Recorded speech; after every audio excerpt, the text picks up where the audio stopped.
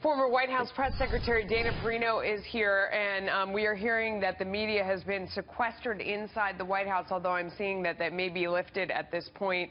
Dana, let me ask you about something that James Rosen said out of the gate when I was listening to his report. He said that the reporters inside were told to go down to the basement where their booths are, and they refused. I mean, this is a classic reporter instinct, that when you're told to go to a certain place, and I'm guilty of it myself, you say no because you want to get the story. What's your reaction to where they were and kind of what you can fill us in on what that sounds like to you?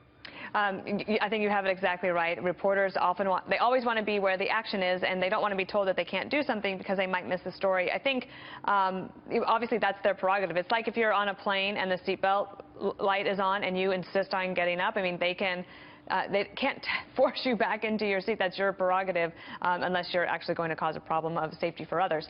So that's their own personal decision. So I think that if I were the Secret Service, I'd say, you should go downstairs. It's best for your own safety. But reporters' instincts are usually that everything is actually going to be okay for them, right, and they would prefer to get the story. Right, yeah. I mean, for whatever reason, your own personal safety always irrationally goes out the window, and you're like, no, I'm going to be the one to see what really happened and see what the story is. Yeah? That wasn't the case on 9/11 itself, actually. That was when everybody needed to get going, yes. Exactly. Yeah, everybody knew at that point that it was really serious. That's a great point.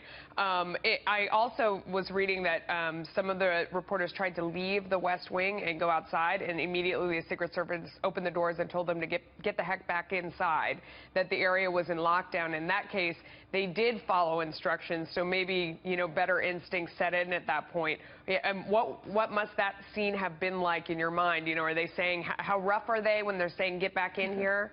In general? Well, I think obviously people in law enforcement have that sort of energy about them in terms of authority, and they also need to be respected.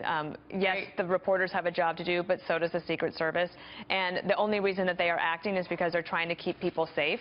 So I would imagine that the reporters were willing to comply at that point. They weren't being prevented from reporting on the story, and they will get the story. One thing that's interesting in this case is that, as I recall, when there is an incident such as this, the press secretary defers to the Secret Service Communications Division. So that's why you haven't seen anyone tweeting or commenting out of the White House itself. They will let the Secret Service take the lead, and appropriately so.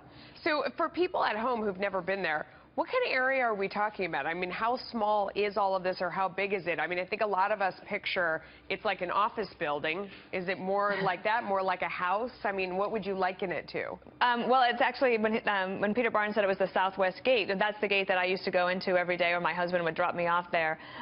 What you do is you head into that gate. There is about 18 acres total of the White House grounds, okay? So this is just a small little area. There's a road, a little street that comes in. You have to pass through, there's like I call it a hut. We used to call it a hut, but it's like substantial. It's not made out of sticks. And then like a guardhouse. Like the guardhouse. Then you go through security there.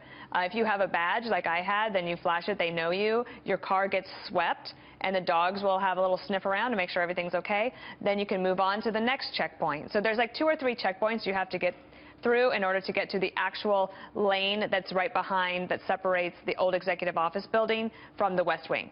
Yeah. So I think your previous guest was right. He was far enough away that there wasn't an immediate danger to anybody in the White House, but it's close enough that I think the Secret Service, by all accounts so far, took absolutely appropriate action, not just in talking to the reporters and telling them to stay inside, but in taking down somebody who was doing something absolutely criminal and inappropriate. Dana Perino, unique perspective that the rest of us don't have because we didn't work there. Thank you so much for coming on. We appreciate it.